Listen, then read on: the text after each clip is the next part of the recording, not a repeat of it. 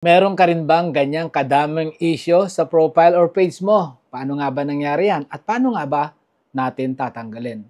Yan po yung problema ng ating followers na lumapit nga po ngayong araw na ito mismo at gagawa natin ng aksyon. Kaya kung meron ka niyan, well, panoorin mo ito hanggang uli and don't forget to share. Marami kang matututunan sa mga ipapaliwanag ko. So unang-una guys, tinanong ko siya kung ano po ba yung naging problema dahil ang sabi nga po niya, buksan ko na lang yung account niya para makita at maayos ko na yung problema. Yun ang problema sa buhay, no? Kapag meron po tayong problema, especially sa relasyon, huwag mong hayaang makisawsaw muna yung iba bago mo isolve ko ano yung solution nun. Guys, kailangan po find out why. Lagi niyo pong titingnan kung ano nga po ba ang dahilan kung bakit kayo nagkaroon yan. Napakalinaw po kasi ng sinabi dyan na hindi ka pwedeng kumita doon sa mga pinupost mong video. Pero, pwede kang kumita doon sa ibang monetization tools. Ibig sabihin lang po yan, meron po kasi mga video siya na ina-upload na hindi nga po siya eligible para lagyan ng ads ni Facebook para ikaw ay kumita. Yan guys ha, unang-una, napakalinaw po niyan, hindi po lahat ng video na ina-upload natin ay pwedeng kumita kahit na po tayo ay monetize na. Bakit nga po ba nangyayari yan? So, nireview ko po yung kanyang page. Ang pangalan po ng page niya is Gabhern. Gabhern? Ang pangalan po ng page niya is Gabhern Gaming. Akala ko kanina Graham, you know? Parang nagugutom na ako. So, ang ganda po ng kanyang page dahil ang lalaki po, ang tataas po ng mga views. So, pangalawang tip, no?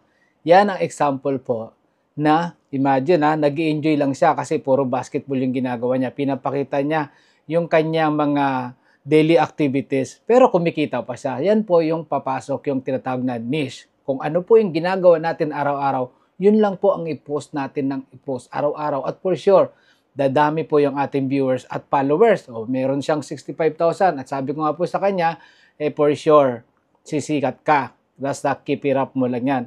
Ngayon, ang pinaka-problema po na nakita ko nga po dahil ni-review ko yan, yung nakalagay po dyan na repurpose video or unoriginal, original naman po yan. Pero siyempre, minsan si Facebook, system-generated po yung nagre-review niyan.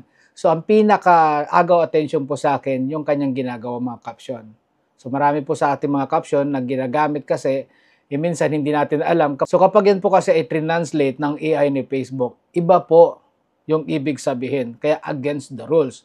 So yan po yung number 1 na tinitingnan nyo palagi. Lalong-lalo na po yung mga caption na ginagamit natin na hindi masyadong malinaw yung mga word. So ang solution lamang po dyan, kailangan nyo po mag-upload ng mga video na sumusunod nga po sa Facebook Community Guidelines dahil pasasaan ba't mawawala rin po yung mga issue na yan. At kung talagang gusto nyo na sigurado, pwede po kayong mag-appeal at magpa-review kay Facebook. Kaya kung baguhan ka dito sa mundo ni Facebook, palagi nyo pong titingnan kung ano yung mga dapat at hindi dapat gawin. Para nang noon, tuloy-tuloy yung monetization at kung hindi pa kayo monetize, maaari po kayong ma-monetize. Dahil po ang nagde-delay palagi ng ating earning, yan nga po yung mga restriction or violation. So bumalik po kayo dito kay Nutot Palaboy. Dahil dito, pawang katotohanan lamang po para kayo po ay magtagumpay in the future. Don't forget to subscribe at kung wala naman po, click follow for more tutorial. Bye!